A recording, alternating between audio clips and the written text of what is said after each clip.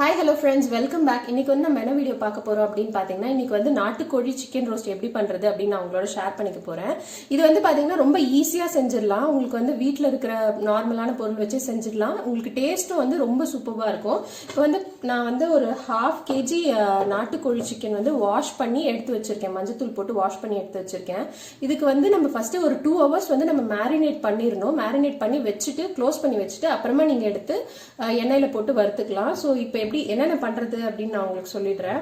Marinate பண்றதுக்கு என்னென்ன தேவைன்னு பாத்தீங்கன்னா உங்களுக்கு வந்து ஒரு 5 ஸ்பூன், இந்த ஸ்பூன்ல வந்து ஒரு 5 ஸ்பூன் நான் வீட்டு மிளகா, அதாவது குழம்பு மிளகாத்தூள் எடுத்து வச்சிருக்கேன். சில்லி பவுடர் இல்ல, கொஞ்சோண்டு சில்லி பவுடர் போட்டிருக்கேன் அந்த டேஸ்ட் அந்த கலருக்காக.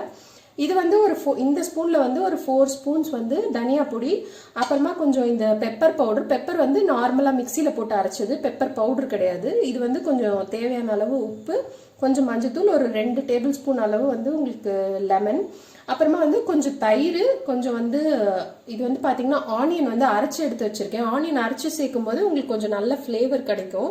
ரொம்ப பிளெயினா இல்லாம நல்லா இருக்கும். இது வந்து ஒரு பெரிய ஆனியன் ஒன்று அரைச்சு எடுத்து வச்சிருக்கேன். இது வந்து பாத்தீங்கன்னா இஞ்சி பூண்டு பேஸ்ட். இதுல வந்து ஒரு 2 ஸ்பூன் போட்டோம் அப்படின்னா போதும்.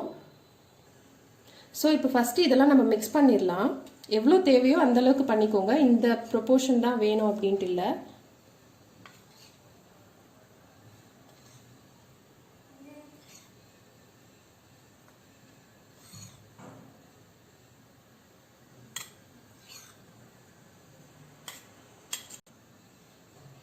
இப்போ வந்து தனியா பவுடர் போடுறோம். அது வந்து மிளகாத்தூளோட கொஞ்சம் 1 ஸ்பூன் கம்மியாக போட்டுக்கிட்டீங்க அப்படின்னா கொஞ்சம் நல்லாயிருக்கும். இது வந்து ஆல்ரெடி நம்ம மிளகாத்தூள் சேர்த்துருக்கோம், ஸோ அதனால கொஞ்சம் கம்மியாக போட்டுக்கலாம். இது வந்து நார்மலாக அரைச்ச பெப்பர். இது உப்பு வந்து உங்களுக்கு தேவையான அளவு போட்டுக்கோங்க. மஞ்சத்தூள் கொஞ்சமாக. இப்போ வந்து கொஞ்சம் லெமன் ஜூஸ் சேர்த்துக்கலாம்.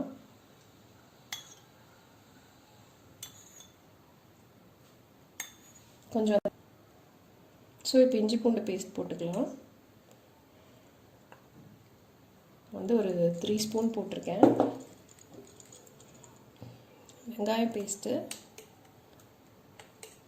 கொஞ்சம் நிறைய சேர்த்துக்கோங்க. வெங்காயம் பேஸ்ட் கொஞ்சம் நல்லாயிருக்கும், அந்த ஃப்ளேவராக இருக்கும் உங்களுக்கு. ஸோ இப்போ வந்து தயிர் நம்ம ஊற்றிக்கலாம். தயிர் கொஞ்சமாக சேர்த்திங்கன்னா போதும், ஜஸ்ட் அந்த கோட்டிங்க்கு தான். உங்களுக்கு கொஞ்சம் அந்த ஃப்ளேவரும் நல்லாயிருக்கும். லெமனும் கொஞ்சம் ஒரு புளிப்பு ஃப்ளேவர், தயிரும் கொஞ்சம் புளிப்பு ஃப்ளேவர். ஸோ நல்லாயிருக்கும்.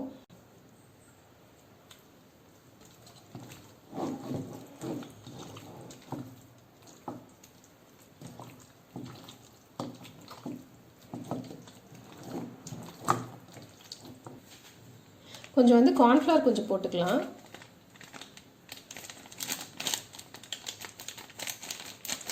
லைட்டாக போட்டால் போதும். ஸோ இப்போ நம்ம வந்து மேரினேட் பண்ணியாச்சு. நம்ம இது வந்து ஒரு 2 hours மூடி வச்சிடலாம். அதுக்கப்புறமா எடுத்து எப்படி பண்ணுறது அப்படின்னு நான் உங்களுக்கு சொல்கிறேன். ஸோ ஃபஸ்ட்டு இந்த மாதிரி ஒரு மூடி போட்டு மூடி வச்சுருங்க. ஸோ இப்போ வந்து 2 hours நல்லா வந்து அதில் மேரினேட் ஆகிடுச்சு. இப்போ வந்து எண்ணெய் வச்சுருக்கேன் நான் கடாயில். ஷாலோ ஃப்ரை தான் பண்ண போகிறேன், டீப் ஃப்ரை இல்லை. லைட்டாக பாதி எண்ணெய் தான் ஊற்றிருக்கேன். ஸோ இதிலே நம்ம போட்டுடலாம்.